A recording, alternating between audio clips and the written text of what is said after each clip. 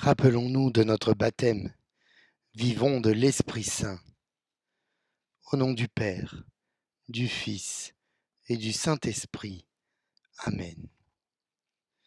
Bienvenue, chers frères et sœurs, dans le quotidien Jésus numéro 163. Nous sommes aujourd'hui le lundi de la deuxième semaine de Pâques. Comme chaque jour, je vous invite à prier pour la petite Alba, âgée de quelques mois et atteinte d'un cancer. Demandons au Seigneur une guérison totale pour Alba, selon sa divine volonté. Nous te prions aussi, Seigneur, pour l'école maternelle de Montfermeil, détruite par un incendie terrible. Aucune victime n'est à déplorer, mais prions pour les élèves, pour les enseignants, qui perdent un lieu d'apprentissage et de vie. Toute école qui brûle est une amputation pour la société. Puissent les enfants et les enseignants trouver rapidement un lieu, un nouveau lieu où apprendre, rire, jouer. Oui, espérons et bénissons le Seigneur, il est bon, éternel est son amour. En lui, rien n'est impossible. Seigneur, prends pitié. Ô Christ, prends pitié. Seigneur, prends pitié. Certains pensent qu'il n'est pas bon de baptiser les enfants bébés. Dans ma culture méditerranéenne, plus on baptise vite et mieux c'est. Il y a cette idée de laver le bébé du péché originel, quoi qu'il puisse arriver. Benoît XVI nous a libérés en nous expliquant qu'un enfant très jeune qui meurt, même s'il n'est pas baptisé, va dans le royaume du Père. On entend souvent qu'il vaut mieux que les enfants comprennent ce qu'ils font ou qu'ils choisissent. Lorsqu'on fait cela, en général, ils ne se baptisent pas. Ne pas laisser le choix au bébé est une question d'éducation. Laisse-t-on le choix à un enfant de mettre la main sur une plaque chaude ou pas? Il en est de même du baptême. Nous choisissons de l'enlever des griffes de Satan. Et puis, que sait-on de ce qu'un enfant comprend et ressent? Certains pensent que dans le ventre, déjà, la conscience se forge, sans oublier la grâce du sacrement, qui agit dans les cœurs, je le crois, et je crois avec force, qu'il faut baptiser nos enfants, parce que c'est un cadeau et une force que nous leur donnons, un héritage, la meilleure assurance vie que Dieu nous entende. Dans la liturgie de ce jour, nous pouvons lire dans les Actes des Apôtres, les aventures de Pierre et de Jean que nous lisons depuis quelques jours déjà et qui continuent à t'annoncer. Nous lisons aujourd'hui dans l'Évangile selon saint Jean au chapitre 3.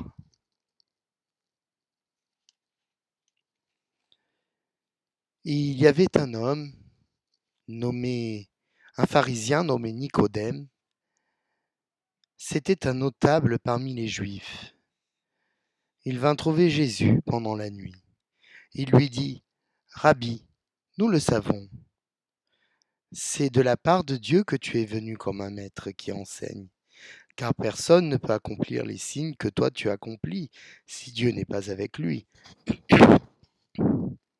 Jésus lui répondit: Amen, amen, je te le dis, à moins de naître d'en haut, on ne peut voir le royaume des cieux. Nicodème lui répliqua: Comment un homme peut-il renaître quand il est vieux? Peut-il entrer une deuxième fois dans le sein de sa mère et renaître? Jésus répondit, Amen, amen, je te le dis. Personne, à moins de renaître de l'eau et de l'esprit, ne peut entrer dans le royaume de Dieu. Ce qui est né de la chair est chair, ce qui est né de l'esprit est esprit. Ne sois pas étonné si je t'ai dit, il vous faut renaître d'en haut. Le vent souffle où il veut. Tu entends sa voix, mais tu ne sais ni d'où il vient, ni où il va. Il en est ainsi pour qui est né du souffle de l'esprit. Nous acclamons ta parole. Louange à toi, Seigneur Jésus. Dans l'évangile de Jean, nous te voyons, Seigneur, auprès de personnes incongrues, comme la femme adultère ou la Samaritaine. Ici, c'est un pharisien qui vient te trouver, Nicodème, qui deviendra ton ami.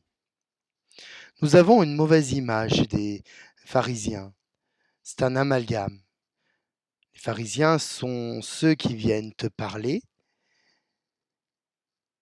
pour essayer de te mettre en défaut parfois, ou tout simplement pour t'interroger, te jauger.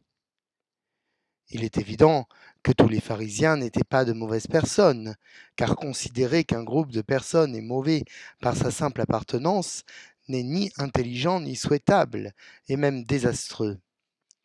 Dans le cas présent, il ne faudrait pas faire des pharisiens les ennemis ultimes. Nicodème, par exemple, est un homme juste, qui deviendra un de tes disciples présent lors de ta passion et après ta mort et lors de ta mise au tombeau. C'est aussi un homme courageux qui te défendra devant le grand prêtre. Donc Nicodème te questionne et c'est assez juste et louable. Sa question est simple. Comment est-il possible de naître une seconde fois? Cette phrase, que nous disons souvent durant nos messes, dans nos chants, est-ce que nous la comprenons vraiment? Est-ce que nous l'incarnons vraiment? Car que veut dire renaître? Retourner dans le ventre de sa mère pour revenir à nouveau au monde? Nous ne connaissons qu'une façon de naître. De chair et d'os nous sommes faits. De chair et d'os nous nous formons. L'homme vient, quoi qu'on puisse en dire, de l'union d'un homme et d'une femme et de leur héritage génétique.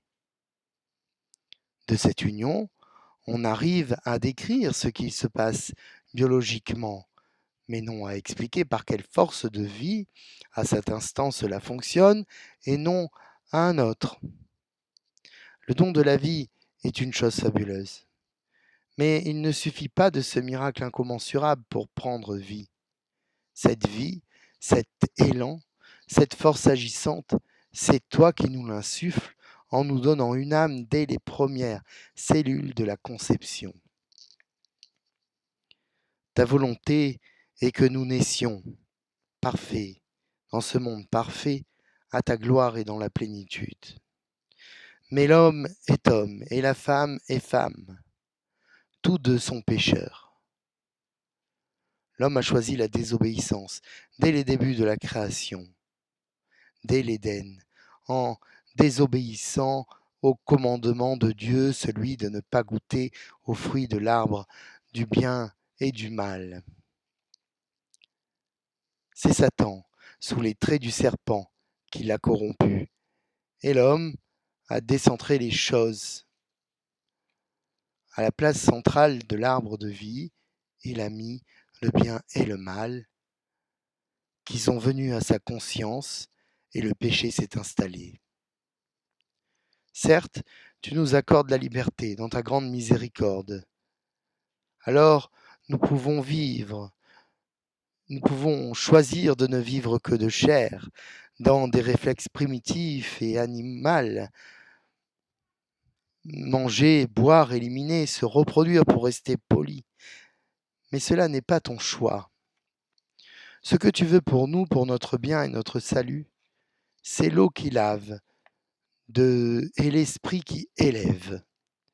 Ton baptême est d'une deuxième naissance, une renaissance.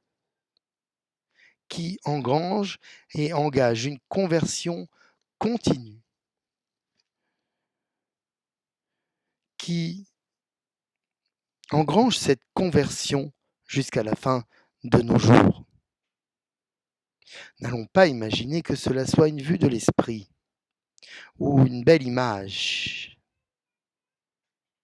La renaissance par le baptême est une renaissance au sens propre, une naissance à nouveau, une naissance non pas dans le monde, mais dans l'esprit. Et même si parfois cela se manifeste plus tard, cette naissance à nouveau est une actualité toujours présente.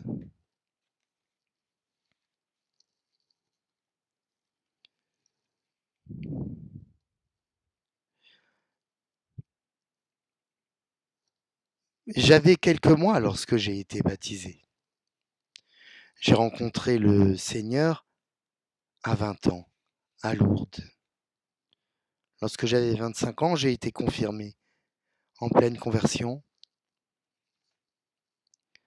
Des larmes ont coulé de mes yeux, sans pouvoir les contrôler. Elles sont venues me rappeler l'eau de mon baptême, moi qui recevais l'Esprit Saint par les mains de l'évêque. Jadis, l'évêque mettait une claque au confirmant. Réveille-toi. J'ai reçu une claque, non de la main de l'évêque, mais de l'Esprit Saint. Et je pense que l'évêque aurait été plus doux. Cette claque a changé ma vie. Je suis rené, corps et âme. Cela n'était pas comme si. Cela a été. J'ai changé. Oui, l'Esprit Saint, nul ne sait où il souffle. C'est une brise légère, mais lorsqu'il pénètre notre âme, il est une tempête salvatrice qui chasse au loin toutes ces inutiles mondanités. C'est un feu dont nous voyons les flammes. Qui peut savoir où elles vont, les flammes, dans leur mouvement? C'est une eau qui nettoie et qui décrasse par l'Esprit dans l'eau baptismale. Nous qui sommes nés de la chair, renaissons du ciel et devenons dignes de prendre ton saint nom de chrétien. Rappelons-nous notre baptême. Vivons de l'Esprit Saint. Amen. Alléluia. Prions. Dieu éternel et tout-puissant, toi que nous pouvons déjà appeler notre Père, fais grandir en nos cœurs l'esprit filial afin que nous soyons capables d'entrer un jour dans l'héritage qui nous est promis. Je vous souhaite, chers frères et sœurs, un bon lundi, une bonne journée, pleine de grâce et de vérité, dans le Seigneur et dans sa paix. Ensemble, demandons au Seigneur qu'il nous bénisse, qu'il nous garde, lui qui est Père, Fils, Saint-Esprit. Amen. À demain.